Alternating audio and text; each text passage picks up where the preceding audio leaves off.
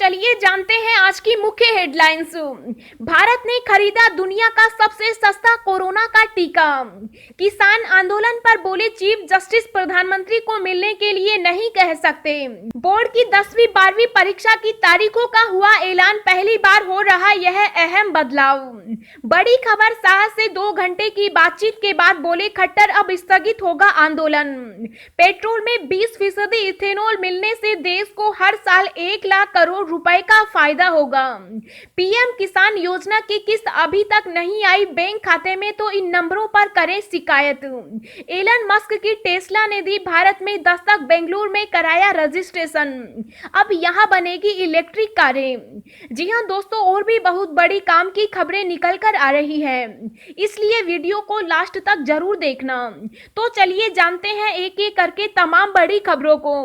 पर इससे पहले अभी तक आपने इस वीडियो को लाइक नहीं किया तो लाइक कर दीजिए। तो चलिए वीडियो स्टार्ट करते हैं। भारत ने खरीदा दुनिया का सबसे सस्ता कोरोना का टीका। जी हां, दुनिया के दूसरे देशों की तुलना में भारत कम दरों पर टीका खरीद रहा है। केंद्रीय स्वास्थ्य सचिव राजेश भूषण ने बताया कि अगले 2 दिन में देश भर में टीके की 1 करोड़ 65 लाख डोज उपलब्ध करा दी जाएगी, जिससे अभियान शुरू हो जाएगा। अभी तक 54.70 लाख डोज मिल चुकी है। 1.10 करोड़ डोज सीरम इंस्टीट्यूट में 200 रुपए प्रति डॉलर की कीमत पर ली गई है, जबकि 35 लाख डोज भारत बायोटेक से 300 रुपए प्रति डॉलर की कीमत पर खरीदी गई है। 16 लाख डोज भारत बायोटेक सरकार को निःशुल्क उपलब्ध कराएगा। इस हिसाब से देखें तो भारत बायोटेक का टीका 206 रुपए प्रति डोज की कीमत में मिला है। इस आधार पर यह कहा जा सकता है कि दुनिया के अन्य देशों में जिन टीकों का इस्तेमाल हो रहा है, उनकी तुलना में भारत ने सस्ती दरों पर टीकों को खरीदा है।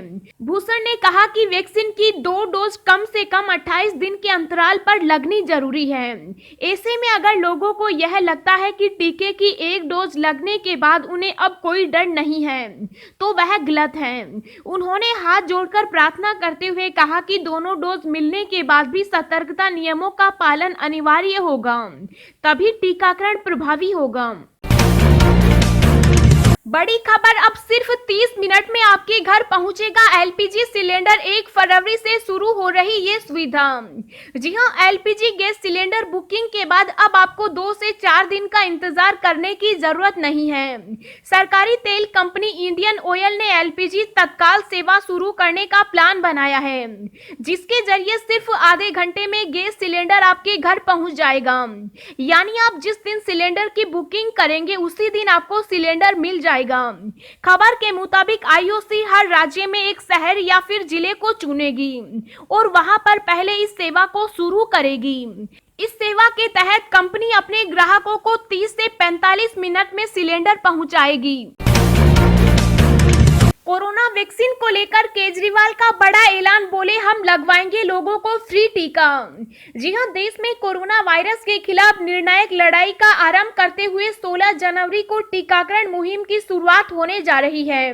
वहीं आज दिल्ली के मुख्यमंत्री अरविंद केजरीवाल ने कहा कि अगर केंद्र सरकार से कोरोना वैक्सीन मुफ्त नहीं मिली तो उनकी सरकार दिल्ली के लोगों के लिए मुफ्त वैक्सीन उपलब्ध कराएगी।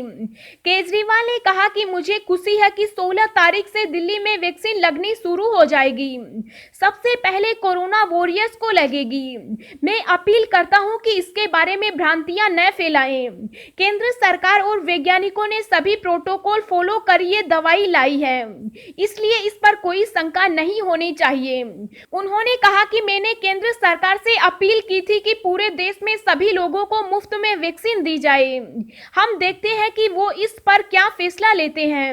अगर केंद्र सरकार मुफ्त में नहीं करती है तो जरूरत पड़ने पर हम लोग दिल्ली के लिए ये वैक्सीन मुफ्त में उपलब्ध कराएंगे। कृषि कानूनों पर सुप्रीम कोर्ट की रोक से नाखुश किसान बोले हमें तो रद्द ही कराने हैं। जी हां, सुप्रीम कोर्ट द्वारा कृषि कानूनों के लागू होने पर लगाई गई रोक से किसान संगठन खुश नहीं है। किसान संगठनों ने सवाल उठाते हुए कहा कि किसान तो कोर्ट गया ही नहीं, फिर मध्यस्थता की बात कहां से आई। वहीं किसान संगठन कोर्ट द्वारा बनाई जा रही कमेटी के पक्ष में भी नहीं है। किसान नेता योगेंद्र यादव ने स्पष्ट कर दिया है, ऐसी किसी भी कमेटी से किसानों का कोई लेना देना नहीं है। हालांकि किसान संगठनों ने सुप्रीम कोर्ट के बीच बचाव के रास्ते का स्वागत किया, लेकिन साथ ही ऐलान भी किया है आंदोलन लगातार जारी रहेगा और 26 जनवरी को गणतंत्र दिवस के मौके पर दिल्ली पहुंचेंगे। रोहतक में पत्रकार वार्ता के दौरान योगेंद्र यादव ने कहा कि तीनों कृषि कानूनों पर रोक नहीं, बल्कि इन्हें रद्द किया जाना चाहिए। उनकी मांग शुरू से ही इन्हें रद्द करवाने की रही है, ना कि रोक की। योगेंद्र यादव ने कहा कि रोक तो कुछ दिन की हो सकती है, लेकिन किसानों की मांग है कि इन्हें रद्द किया जाए। उन्होंने कहा कि किसान 26 जनवरी को गणतंत्र दिवस पर दिल्ली पहुंचेंगे।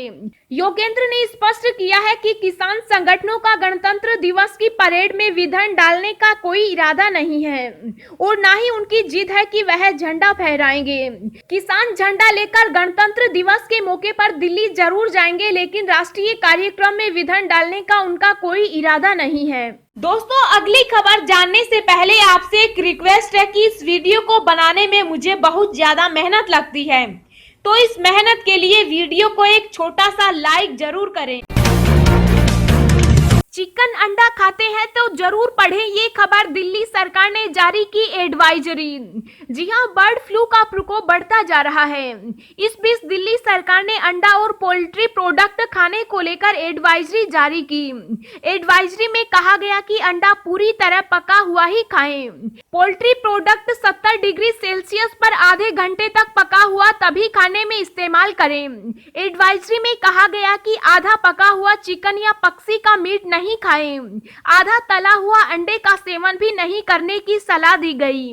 बर्ड फ्लू को देखते हुए उत्तरी दिल्ली नगर निगम ने भी अगले नोटिस तक पोल्ट्री या प्रसंस्कृत चिकन की बिक्री भंडारण पर रोक लगा दी है।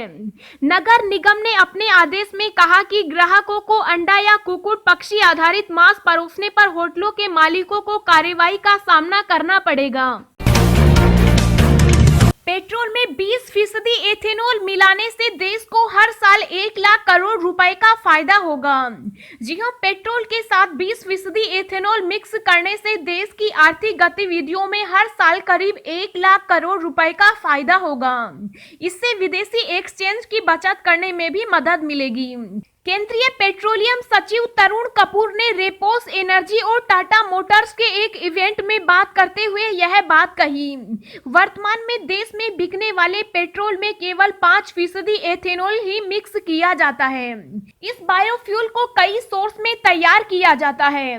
कपूर ने कहा, हमने कैलकुलेशन किया है और इससे पता चला है कि पेट्रोल में 20% एथेनॉल मिलाने और 5000 कंप्रेस्ड बायोगैस प्लांट्स लगाने से देश में हर साल 1 लाख करोड़ रुपए की आर्थिक गतिविधियां हो सकती हैं। उन्होंने कहा कि दुनिया भर में कई देश अब जीवाश्म ईंधन से एनर्जी के नए सोर्स की तरफ बढ़ रहे हैं। भारत में इसे लेकर एक बदलाव का दौर शुरू हो चुका। हालांकि देश में ऊर्जा की बहुत जरूरत है।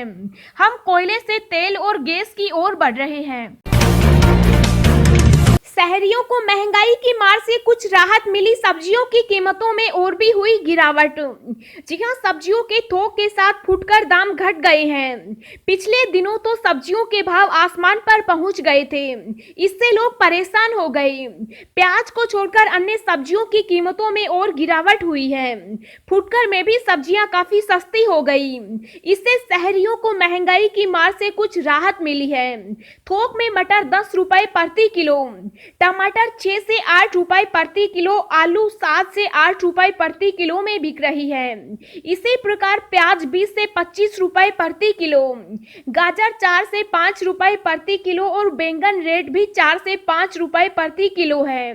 सोयाबीन, मेथी, पालक, बथुआ 3 से 4 रुपए प्रति किलो और फूल व पत्ता गोभी 4 से 5 प्रति पीस बिक रहा है। फुटकर में इस दाम पर बिक रही है सब्जियां। फुटकर में टमाटर 10 रुपए प्रति किलो, मटर 16 रुपए प्रति किलो, प्याज 40 रुपए प्रति किलो, आलू 70 रुपए में 5 किलो, गाजर 20 रुपए प्रति किलो, बैंगन 8 से 10 रुपए प्रति किलो बिक रहा है।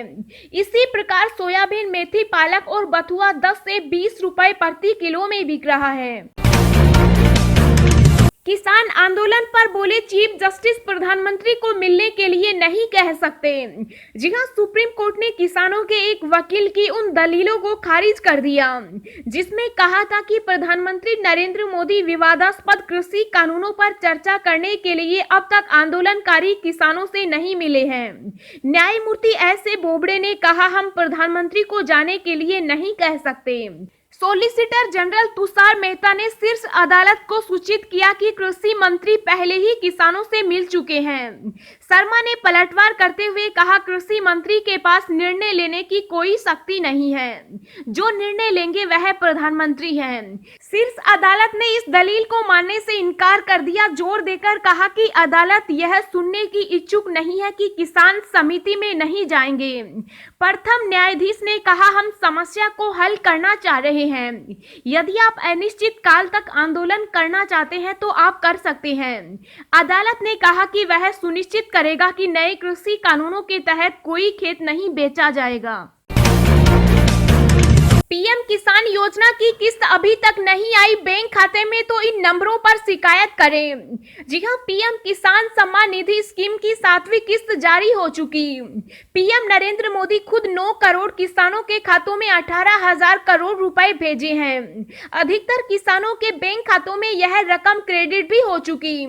इसके बावजूद अगर आपके खाते में रकम नहीं पहुंची तो इसकी सबसे बड़ी वजह है कुछ छोटी मोटी गलतियां होना, जैसे किसी का आवेदन में लिखा गया नाम आधार से मैच नहीं करता या बैंक अकाउंट से नाम नहीं मिलता।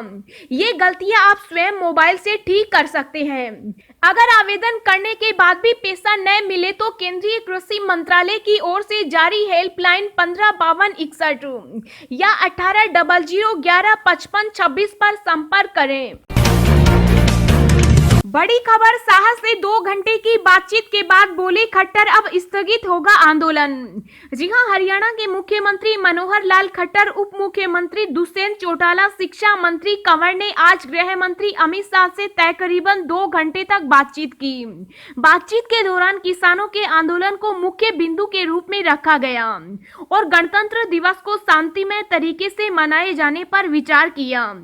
इस बातचीत के बाद मुख्यमंत्री मनोहर ने मीडिया के सामने कहा कि किसानों का आंदोलन का केंद्र हरियाणा है, इसलिए हरियाणा के 5 प्रतिनिधि गृह मंत्री से मुलाकात करने पहुंचे थे। उन्होंने कहा कि गृह मंत्री को विश्वास जताया कि सुप्रीम कोर्ट के फैसले के बाद अब किसान आंदोलन स्थगित कर अपने घरों को लौटेंगे। मुख्यमंत्री ने कहा कि कृषि कानूनों पर सुप्रीम कोर्ट के फैसले के बाद अब कमेटी रिपोर्ट देगी, उसके आधार पर सुप्रीम कोर्ट निर्णय लेगा। उन्होंने कहा कि गणतंत्र दिवस के कार्यक्रम शांतिपूर्वक हो, क्योंकि यह एक राष्ट्रीय उत्सव है, यह कोई राजनीतिक कार्यक्रम नहीं है। इन सभी विषयों पर गृह मंत्री से बातचीत हुई। बता दें कि आंदोलन कर रहे किसानों ने 26 जनवरी को होने वाली परेड में ट्रैक्टर रैली निकालने का आह्वान किया, जिसको लेकर सरकार चौकन्नी है। अचानक काफी बढ़े पेट्रोल और डीजल के रेट। जी हां, आज डीजल और पेट्रोल के रेट में बढ़ोतरी हुई है। आज दिल्ली में पेट्रोल का रेट 25 पैसे प्रति लीटर बढ़कर 84 रुपए 45 पैसे प्रति लीटर हो गया। वहीं डीजल का रेट 25 पैसे प्रति लीटर बढ़कर 74 रुपए 63 पैसे प्रति लीटर हो गया। मुंबई में पेट्रोल डीजल के दाम में बढ़ोतरी हुई है। मुंबई में पेट्रोल के दाम 24 पैसे बढ़कर 91.7 रुपए प्रति लीटर और डीजल के दाम 27 पैसे बढ़कर 81 रुपए 34 पैसे प्रति लीटर पहुंच गए। कोलकाता में भी आज पेट्रोल डीजल के दाम में वृद्धि हुई है। पेट्रोल के भाव 24 पैसे बढ़कर 85 रुपए 92 पैसे प्रति लीटर और डीजल के भाव 25 पैसे से बढ़कर 78 रुपए 22 पैसे प्रति लीटर हो चुके। चेन्नई में पेट्रोल डीजल के दाम में इजाफा हुआ है। पेट्रोल के दाम 22 पैसे से बढ़कर 86 रुपए 96 पैसे प्रति लीटर और डीजल की बात करें तो 23 पैसे से बढ़कर 79 रुपए 95 पैसे प्रति लीटर हो गया। बेंगलुरु में पेट्रोल डीजल के दाम में बढ़ोतरी हुई है। पेट्रोल के दाम 30 पैसे से बढ़कर 87 रुपए 34 पैसे प्रति लीटर और डीजल के दाम 11 पैसे से बढ़कर 78 रुपए 98 पैसे प्रति लीटर हो गए। राजस्थान बोर्ड की 10वीं और 12वीं की परीक्षाओं की तारीखों का ऐलान पहली बार हो रहा है यह अहम बदलाव। जी हां, राजस्थान माध्यमिक शिक्षा बोर्ड ने 10वीं और 12वीं बोर्ड की परीक्षा की तारीखों का ऐलान कर दिया। राजस्थान बोर्ड की 10वीं और 12वीं की परीक्षा 15 मई से 15 जून के बीच होंगी। हालांकि बोर्ड ने फिलहाल सिर्फ परीक्षा की तारीखों का ऐलान किया है। बोर्ड की तरफ से बताया गया है कि जल्द ही आधिकारिक वेबसाइट पर सब्जेक्ट वाइज टाइम टेबल घोषित किया जाएगा।